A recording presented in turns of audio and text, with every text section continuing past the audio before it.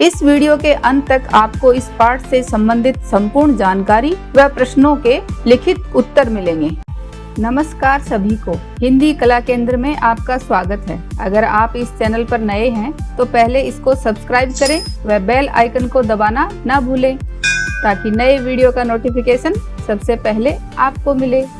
बच्चों, आज हम पढ़ने जा रहे हैं हमारी हिंदी की पुस्तक का पाठ 5, जिसका शीर्षक है दोस्त की पोशाक। पोशाक यानी पहनने का कपड़ा, परिधान। देखो, इन सब बच्चों ने पोशाक पहन रखी है। पोशाक में हम कुछ भी पहन सकते हैं, लेकिन अलग अलग जगहों पर पहने जाने वाली पोशाक का नाम फिर हम अलग अलग दे देते हैं। जैसे आप स्कूल में स्कूल यूनिफॉर्म में जाते हो तो वो स्कूल की पोशाक हो गई। घर में जो कपड़े पहनते हो वो घर की पोशाक हो गई। किसी पार्टी में जाना हो या किसी उत्सव में उस समय आप थोड़े चमकीले और नए कपड़े पहनते हो ना, तो वो पार्टी के कपड़े हो गए या बाहर जाने की पोशाक हो गई। करते हो ना ऐसा? तो आज का ये पाठ ऐसे ही पोशाक पर आधारित है, जिसको मिलकर पढ़ते हैं। दोस्त की पोशाक। पोशाक यानी पहनने का कपड़ा, परिधान।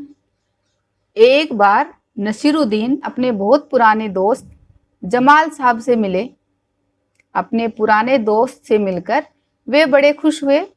आपको भी आपका कोई पुराना दोस्त यानी बहुत पहले से मिला हुआ दोस्त जब दोबारा मिलता है तो बहुत खुश होते हो ना? ऐसे ही नसीरुद्दीन साहब को भी अपना पुराना दोस्त जमाल साहब मिले। पुराना दोस्त यानी बहुत पुराने दोस्त, बहुत पहले के दोस्त। यहाँ दोस्त से पहले पुराने लगा दिया तो यहाँ ये दोस्त की क्या बता रहा है? विशेषता बता रहा है। यानी इससे पता चलता है कि वो बहुत दिनों से दोस्त थे, तो ये यहाँ विशेषण हुआ। कुछ देर गपशप करने के बाद उन्होंने कहा, गपशप यानी इधर उधर की बातचीत, व्यर्थ की बातें करने के बाद उन्होंने कहा, चलो दोस्त मोहल्ले में घूम आए। मोहल्ला यानी जिस जगह पर हम रहते हैं आसपास, तो चलो वहीं पर घूम आते हैं। जमाल साहब ने जाने से मना कर दिया और कहा, अपनी इस मामूली सी पोशाक में मैं लोगों से नहीं मिल सकता।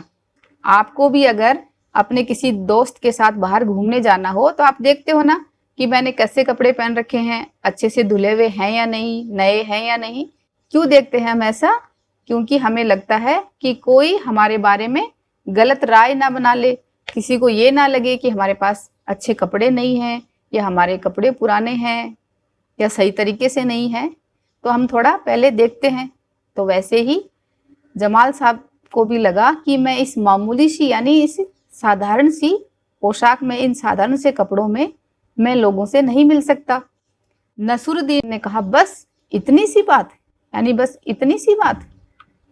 नसीरुद्दीन तुरंत उनके लिए अपनी एक भड़कीली अचकन निकाल कर लाए। तुरंत यानी जल्दी से, और उनके लिए एक भड़कीली यानी चमकीली और अचकन। अचकन क्या होती है? देखो, ये ऐसी लंबा बंद गले का कोट। तो ऐसी अपनी पोशाक लेकर आए। किसके लिए? अपने दोस्त के लिए। और कहा, इसे पहन लो, इसमें तुम खूब अच्छे लगोगे। कि इस पोशाक को पहन लो, इसमें तुम खूब अच्छे लगोगे। सब देखते रह जाएंगे। देखते रह जाना यानी चकित होकर चुपचाप रह जाना, यानी सबको बहुत आश्चर्य होगा कि कितनी बढ़िया पोशाक है। बन ठनकर दोनों घूमने निकले। बन ठनकर यानी सज धज कर, तैयार होकर। हम भी घर से बाहर निकलते हैं तो तैयार होकर जाते हैं ना, तो ऐसे बन ठनकर दोनों बाहर घूमने निकले। दोस्त को लेकर नसीरुद्दीन पड़ोसी के घर गए। तो सबसे पहले कहाँ गए? अपने पड़ोसी के घर। नसीरुद्दीन ने पड़ोसी से कहा, ये है मेरे खास दोस्त जमाल साहब। तो ये अपने दोस्त का परिचय करवाया। आज कई सालों बाद इनसे मुलाकात हुई है। मुलाकात यानी इनसे मिलना हुआ है। वैसे जो अचकन इन्होंने पहन रखी है वह मेरी है। ये मेरे खास दोस्त हैं, इनसे मैं बहुत सालों के बाद मिला हूँ।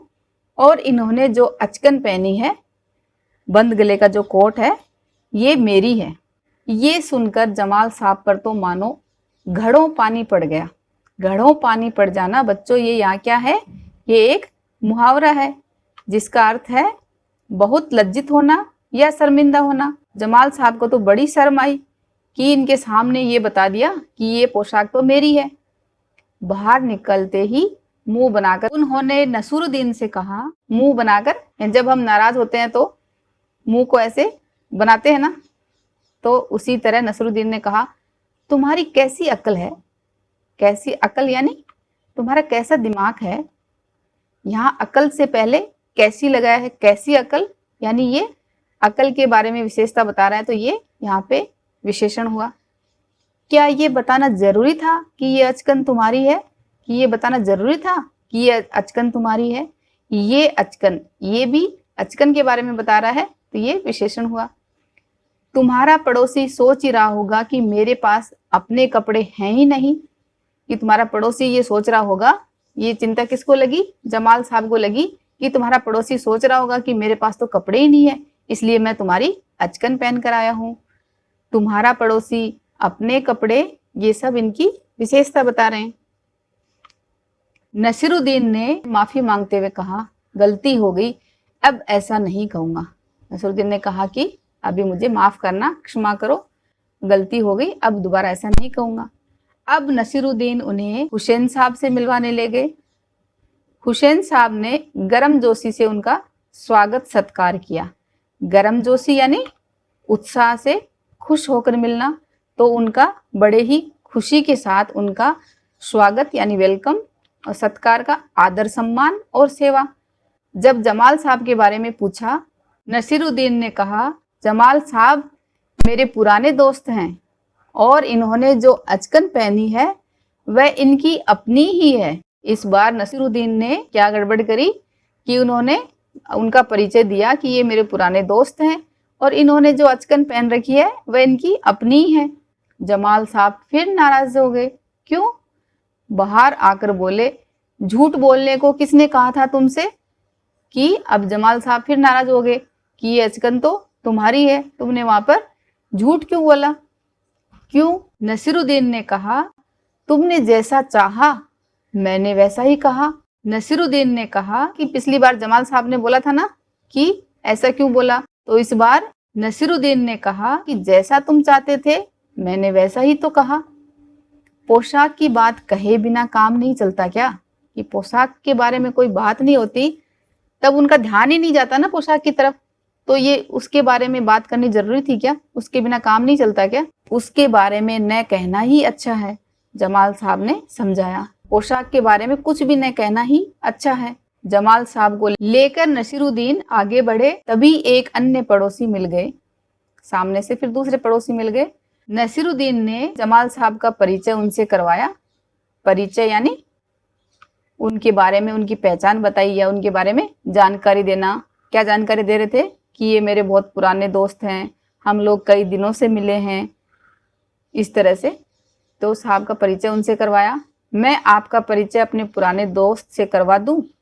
ये हैं जमाल साहब और इन्होंने जो अचकन पहनी है उसके बारे में मैं चुप ही रहूं तो अच्छा है। तो यहाँ पर नसीरुद्दीन साहब ने फिर एक गड़बड़ कर दी कि इस बार पोशाक को लेकर कहा कि इसके बारे में तो मैं चुप ही रहूं तो अच्छा है। तो बच्चों, इस पाठ के अभ्यास प्रश्नों को इसके भाग 2 में करेंगे। अगर हमारे वीडियो बन ही रहे हैं आपके फेवरेट, तो फिर क्यों ना करें इनको लाइक, सब्सक्राइब और रिकमेंड। हमें और बेहतर बनाने के लिए आप कर सकते हैं कमेंट। धन्यवाद।